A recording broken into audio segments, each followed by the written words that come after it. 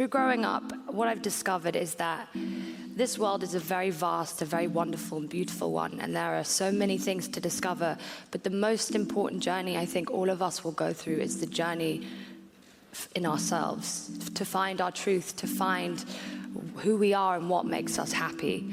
And in our culture, we are told that if we're beautiful, if we're skinny, if we're successful, famous, if we fit in, if everyone loves us, that we'll be happy. But that's not entirely true. And the world is a hurting place, and the world needs hope, and the world needs love. Without hope, we feel like, why are we here? Depression is a terrible thing, and many things cause it, and we don't understand. We understand some of them, but lots of them we don't understand at all. You know, sometimes people get depressed because they're really sick. There's lots of reasons that people get depressed, and depressed people can go places that are so dark you just cannot imagine it. You're stuck in this cycle where your brain chemistry and your wiring and all your habits are designed to keep you still and sedentary, and you make the mistake, we all do, of waiting to feel ready. Depression does not rob you of the choice.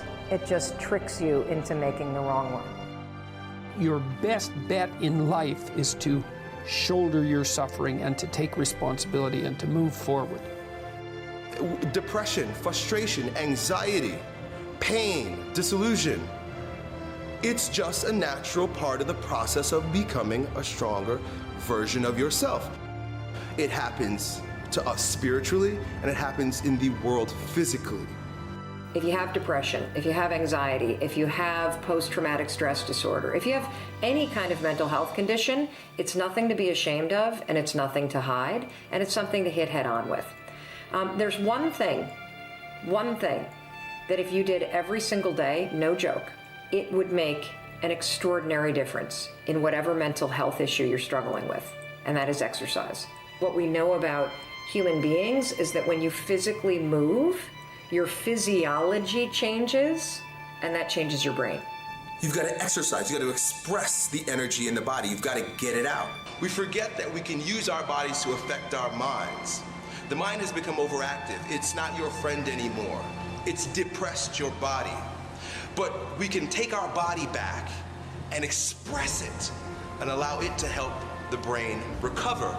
Go for runs, go for walks, join a CrossFit gym, join a powerlifting gym. Do something that's gonna get your body moving. Begin doing yoga, begin stretching. Get outside with your dog in the woods. Walk with a good friend for 2 or 3 miles. Doing that every single day not only moves your body, which changes your mind, it gets you out of your physical environment, which is one of the things that people with depression tend to have a hard time doing. And it also creates a bit of momentum and a bit of a routine in your life. For many people, if they don't get up at the same time, they foul up the functioning of their circadian rhythms, and that's enough to make them depressed right off the bat, especially if they start napping during the afternoon. They also don't have a purpose. People aren't good without a purpose. And if someone comes in to see me and they say they're depressed, I always ask them, do you have a job? If you don't have a job, you're really in trouble in our society. Don't sacrifice your stability, even if it's not the job you exactly want. Get a damn job. You need a job. Almost all the positive emotion that any of you are likely to experience in your life will not be a consequence of attaining things. It will be a consequence of seeing that things are working as you proceed towards a goal you value. So the very first piece that I want to read is from Abdu'l-Baha, that the mind and spirit of man advance when he's tried by suffering. The more ground is plowed, the better the seed will grow, the better the harvest will be. Just as the plow furrows the earth deeply, purifying it of weeds and thistles, so suffering and tribulation free man from the petty affairs of the worldly life until he arrives at a state of complete detachment. For the ground to produce strong fruit, strong trees, it needs to be dug up really deep. You need that pain, you need that suffering, you need that digging, you need that turning, you need that turmoil to get rid of all the impurities that allow the seed to grow to its fullest potential. people have a choice. Choice number one, nothing you do means anything. The alternative is everything you do matters. It means responsibility. It means that the decisions you make are important. At age 10, tried to drown myself in 6 inches or 15 centimeters of water. I had enough. I wanted to get out of here because of the bullying in my life, because I was going to be a burden to my parents and I had nothing to look forward to. There was one thing more burdensome than having a child without limbs. What is it? A child without limbs who gives up. So when I saw in my mind my mom and my dad and my brother crying at my grave if I went through with it, that one thought saved me. When you talk about topics like depression, like sobriety, like anxiety, they can feel so big. Even a topic like growing your business, tripling your income, it can feel so big. But when you realize that anything that you have in life is all just the sum of all the decisions that you make, and you shrink everything down to just managing one decision at a time to be a decision that empowers you versus a decision that disempowers you, you now have the secret to changing anything. Yes, still talk to your therapist. Yes, still stay on your meds if you're on them, but you can start to now go and change.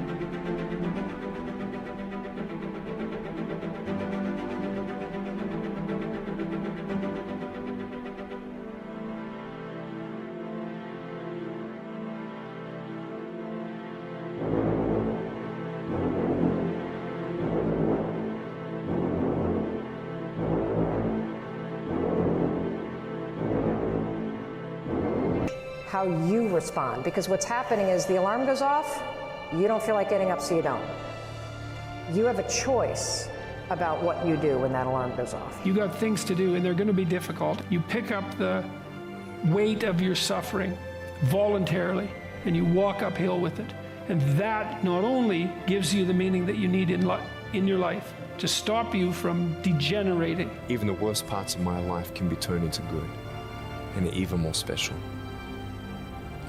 You got to come to the truth of knowing who you are and why you're here. William Barclay, he said, the greatest 2 days in anyone's life, the day you were born and the day you knew why. Every single human being has value, and my value is not determined on how I look or what job I have or where I'm from, where I was born, how much money, all that stuff is nothing. I'm wonderfully and fearfully made. There's a greater purpose for my life. You can look at your life and you can see what isn't right about it. And then you can start to fix that. And the way you fix it is by noticing what you could in fact fix. Small accruing gains that repeat are unbelievably powerful. Be open, don't be ashamed, get the help that you need. If you want to start doing something today, 5, 4, 3, 2, 1, give yourself a push and you're going to feel a lot better.